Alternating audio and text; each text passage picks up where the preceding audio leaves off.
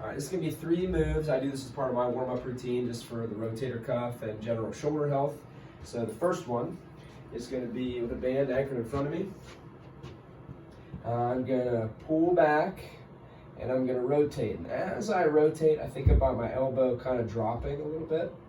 The goal is that I wanna feel this engaging in the lower back part of my armpit, which is where the back of my rotator cuff is. So, as I'm doing this, I'm thinking about my knees being bent a little bit, my knees pulled away from each other some, but the main part is going to be as I rotate back, I think about my elbow dropping a little bit, and then I'm lightly squeezing into the back of my armpit. So it kind of looks like this. It's on one side, so there's a little bit of trunk stability that comes along with it, which isn't a bad thing as you do 10 to 15 on each arm. Key is that I don't want my shoulder to hike up, and I want to make sure I feel at the right spot, which is in this back corner of my shoulder. So that's number 1.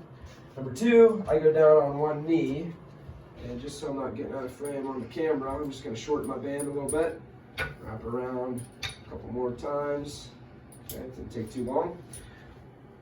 The hand that has the band, I'm going to have that knee on the ground. If it bothers you to kneel, you can do it standing, right? I like this because it's going to pull my shoulder into a vulnerable position, stretched behind me. Gives me a little bit of awareness of tension in my stomach, and with my elbow just slightly bent, I'm going to pull straight down to my side. It engages the pec. It also engages a little bit of the long head of the bicep. A lot of people injure or tear their bicep, right? Especially as we get older and we do something that we're not ready to lift. So I feel like this is just a safeguard for me against, my bicep not being prepared if it's in an awkward or stretched position. So I just come right down to my hip.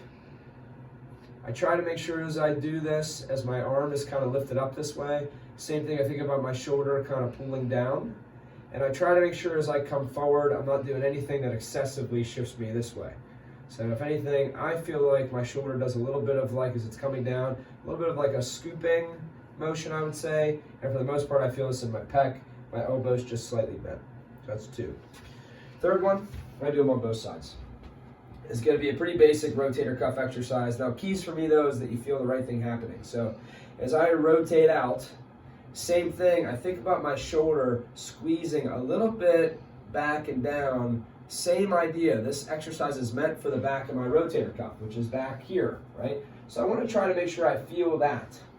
Sometimes if I don't think about it, I find people leave this shoulder forward and they never get to the back. They kind of just feel stuff here. So just try to make sure that as you're getting past midline, there's that little bit of a down and back armpit squeeze. As I'm pulling, down and back, armpit squeeze. Same thing, 10 to 15.